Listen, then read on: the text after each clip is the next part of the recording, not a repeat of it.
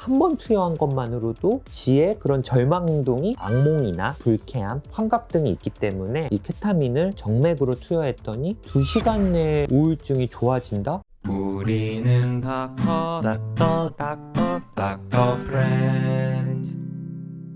안녕하세요, 닥터 프렌즈입니다. 제가 지난번에 우울증 치료의 역사, 우울증 약물의 역사에 대해서 준비했는데 프로작이라는 약물이 등장하면서 우울증 치료를 획기적으로 바꿔낸 중요한 사건인데, 항우울증 약물들이 굉장히 좋지만 단점이 있어요. 레그 페리어드라는 부분들이 있거든요. 그게 뭐냐면 약을 쓰고 효과를 보는데 시간이 좀 걸린다는 거예요. 좋아지는데 몇 주간이 걸리거든요. 그래서 환자분들이 이 기간에 치료를 포기하시는 경우도 많아요. 그래서 지금도 새로운 약물들을 계속 개발이 되고 있는데, NMDA 수용체라는 게 우리 뇌에 있거든요. 이 NMDA 수용체는 이마 쪽에 있는 전두엽을 억제하는 기능이 있다고 생각하시면 될 것 같아요. 그래서 우리 전두엽은 어떤 역할을 하냐면 감정을 좀 조절하고 통제하고 이성적인 판단을 할 수 있고 뭔가 계획을 세우고 실행을 하는 우리 뇌의 컨트롤 센터 같은 역할을 한다고 보시면 되거든요. NMDA 수용체가 우울증과 관련이 있다라는 연구 결과들이 꾸준히 나왔고요. 1990년대 중반부터 NMDA 수용체에 작용하는 약을 쓰면 우울증 효과가 굉장히 빨리 나타난다, 이런 연구들이 있어서 그러면 이와 관련된 약을 만들어서 사람한테 쓰면 좋아지지 않을까 아이디어들이 있었거든요. 이 약이 바로 케타민이라고 합니다. 그래서 오늘은 제가 케타민의 역사에 대해서 좀 설명을 드리려고 하고요. 케타민이라고 하면 요즘 마약 관련해서 안 좋은 약물로만 생각을 하고 계시는데, 이따가 제가 그 부분에 대해서는 또 다시 한번 좀 설명을 드리려고 합니다. 일단은 우울증 약이 우리가 개발됐을 때 동물들한테 실험을 하잖아요. 어떻게 실험을 할 것 같으세요? 동물들이 우울증이 좋아지는지 아닌지를 사실을 알기가 동물한테 뭐 면담을 신청할 수 없잖아요. 그래서 동물 모델로 실험을 할 때는 절망행동 검사 같은 거를 통해서 우울증 약이 동물에 효과 있는지 없는지를 볼 수 있거든요. 그 검사를 제가 몇 가지만 좀 설명드리면, 일단은 강제 수영 검사라는 게 있어요. 수영. 그래서 투명한 아크릴 원통형 수조에 22도씨 정도 되는 물을 꽉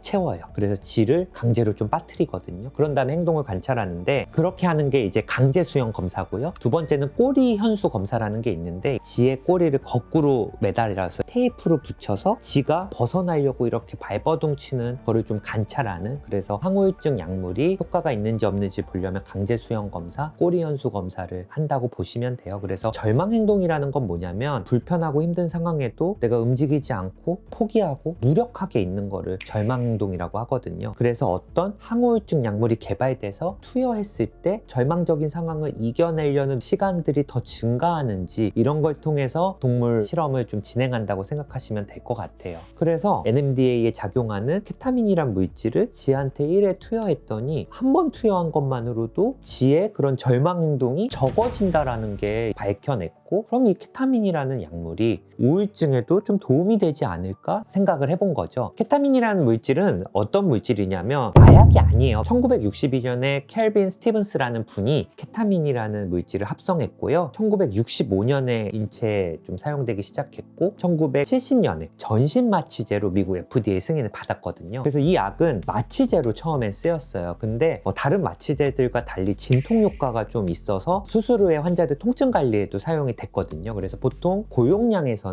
전신 마취나 마취 유도하는 약물로 쓰이고, 낮은 용량에서는 진통제로 사용되는 약물입니다. 다른 마취제랑 달리 호흡기 억제, 심혈관계 억제를 하지 않거든요. 호흡기계가 억제가 되면 어쨌든 위험할 수 있을 거 아니에요, 마취를 할 때. 근데 이 케타민은 그렇지 않아서 마취를 할 때 안전하게 사용이 가능하고요. 다만 다른 마취제에 비해 깨어날 때 약간 악몽이나 불쾌함, 환각 등이 있기 때문에 장점과 단점이 공존하는 이런 치료제거든요. 그래서 이제 2000년에 미국 뉴헤이븐에 위치한 코네티컷 정신건강 의료진들이, 여기가 예일대거든요, 논문 하나를 발표합니다. 많이는 투여하지 않고 킬로그램당 0.5mg을 40분 동안 천천히 1회만 투약했더니 2시간 내에 우울감이 개선이 되는 거예요. 그동안 이제 나왔던 항우울증 약은 효과를 보는데 몇 주가 걸리는데, 이 케타민을 정맥으로 투여했더니 2시간 내에 우울증이 좋아진다? 한 번 투여로 일주일 수년들간 효과가 유지가 되는 걸 보고 굉장히 좀 화제가 됐었거든요. 다만 이 연구에 완벽하지 않은 점은 일단은 인원수가 좀 적어요. 몇백 명, 몇천 명 대상으로 한 건 아니니까. 그리고 이 연구의 또 단점은 한쪽 군은 케타민을 투여한 군이고 한쪽 군은 생리식염수를 투여한 군이기 때문에 위약이다, 진짜 약이다를 좀 구별이 좀 가능해서 이런 부분들이 연구의 단점이지 않을까라는 생각을 저는 했는데, 그래서 또 어떤 게 나왔냐면 미다졸람이라는 또 약이 있어요. 이거는 또 수면 내시경 할 때도 쓰는 수면 마취약인데, 그래서 케타민도 마취제로 쓰이고 이 미다졸람도 마취제로 쓰이니까 케타민과 미다졸람을 맞는 사람들의 우울감을 좀 비교해보자. 생리식염수를 맞으면 누가 봐도 위약, 가짜약 같은 느낌이 드는데 미다졸람은 졸립고 좀 가라앉으니까 평가하는 의료진이나 환자도 자기가 맞은 게 케타민인지 아닌지를 확실히 모르기 때문에, 그래서 미다졸람과 케타민을 맞은 군을 또 비교했더니 역시 케타민의 우울감이 확실히 좋아지더라. 그리고 케타민이 또 주목을 받았던 것 중에 하나가 우울증에서 제일 무서운 거는 자살 위험성이거든요. 이 케타민이 우울증만 좋아지게 하는 게 아니라 하루 만에 케타민을 투여한 군과 케타민을 투여하지 않은 군이 거의 2~3배 이상 차이 날 정도로 자살 사고도 좀 줄였다. 그럼 케타민은 도대체 어떤 작용을 통해서 우울감을 조절을 하냐?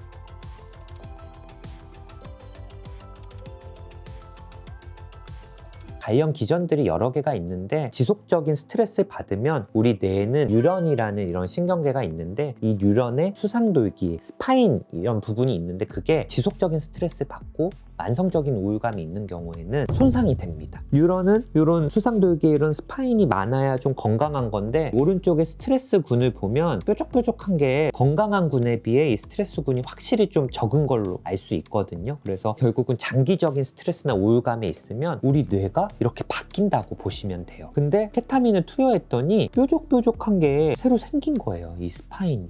야, 케타민은 손상된 이런 신경계도 회복을 시키고 더 생성을 하는구나. 케타민에 대한 어떤 관심들이 좀 많아졌고요. 근데 이제 이 케타민을 아주 심각한 환자분들, 이런 분들을 대상으로 정신과 의사들이 케타민을 정맥, 수액을 통해서 투여하는 것들을 했었는데, 사실 정맥으로 투여하면 이게 모니터링 하기도 어렵고 환자도 좀 부담이 되고 치료하는 의사들도 좀 부담이 돼요. 그래서 케타민이라는 물질에서 S케타민이라는 새로운 물질을 만들어내거든요. 비슷하지만 다른 물질이라고 생각하시면 되고, 만드는데 비용은 좀 많이 비싸지만 일단 만들면 보통 효과는 높아지고 부작용이 좀 감소하거든요. 이 S케타민 물질 자체가 NMDA 수용체에 훨씬 더 기존 케타민보다 강력해서 우리나라에 2020년에 이제 출시가 됐는데, 정맥 투여가 아니라 코에 뿌리는 형태로 만들어져서 전에 비해서 용이하게 좀 치료를 받을 수는 있거든요. 어떨 때 이 치료가 많이 쓰이냐면, 우울증 약을 충분히 썼음에도 낫지 않는 환자분들, 또한 신속하게 좀 증상이 개선돼야 되는 분들, 그런 분들에게도 도움이 될 수 있어요. 내가 외래를 다니면서 입원하지 않고 우울감이나 자살 사고를 빠르게 개선하는 제일 좋은 약이 아닐까라는 생각이 사실은 좀 들어요. 그래서 아직까지 보험이 안 되고 이 치료를 하면 약간 좀 졸리고 어지러워서 또 병원에 한 2시간 정도 좀 있다가 가셔야 되는 그런 단점이 있고, 해리 증상처럼 뭔가 자기가 빛이 되는 것 같다, 빛이 보이는 것 같다, 어릴 때 기억도 떠오르고 뭐 이런 얘기도 하셔서 그런 부분에 약간 겁을 내거나 하시는 분들도 있는데, 사실 뭐 이런 거는 어떤 약이든 부작용이 있으니까 그런 걸 감안하더라도 신속하게 우울증을 좋아지게 하고 자살 사고를 빠르게 감소하는 거는 대학병원에서 할 수 있는 정기경련 치료나 S케타민 탑2라고 볼 수 있지 않을까. 효과 면에서는 혹시라도 S케타민 치료를 좀 권유하신다거나 하면 무서워하시지 말고 치료 대안으로 좀 고려해 보시는 것도 좋을 것 같아요. 제가 또 특히 드리고 싶은 말씀 중에 하나는, 뭐 지금 어떤 경제적인 형편이나 내가 그 정도까지는 아닌 것 같다고 해서 이 치료를 받지 않은 분들이라도 혹시라도 지금보다 막 더 힘들어지거나 혹은 내가 너무 힘들어져서 뭔가 극단적인 생각들을 할 때, 치료를 포기하고 싶을 때, 우울증 약 효과가 없어서 난 이제 안 낫나 봐 이렇게 하실 때 이 치료가 있다는 거를 한 번쯤은 생각해 보시고 시도를 좀 해보셨으면 좋겠어요. 요즘 막 여러 가지 이슈들이 많아서 필수적으로 써야 되는 뭐 케타민이나 프로포폴이나 졸피뎀이나 이런 여러 가지 약물들에 대해서 겁을 내고 부정적으로 생각하시는 경우가 많은데, 의료진의 지시대로 안전하게 사용되면 몇십 년간 안전하게 쓰던 약들이거든요. 그래서 너무 걱정하시지 말고 담당 의사분들과 잘 상의하면서 고려해 보셨으면 좋겠습니다. 오늘 일단 S케타민 치료의 역사에 대해서 간단하게 설명드렸고, 혹시라도 좀 궁금하신 정신과의 역사에 대해서 댓글로 물어보신다면 한번 좀 찍어보도록 하겠습니다. 감사합니다.